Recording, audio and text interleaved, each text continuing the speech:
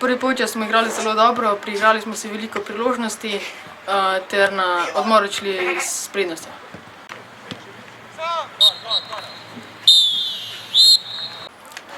Drug polčas smo šli v igro tako, kot smo se dogovorili s trenerjem.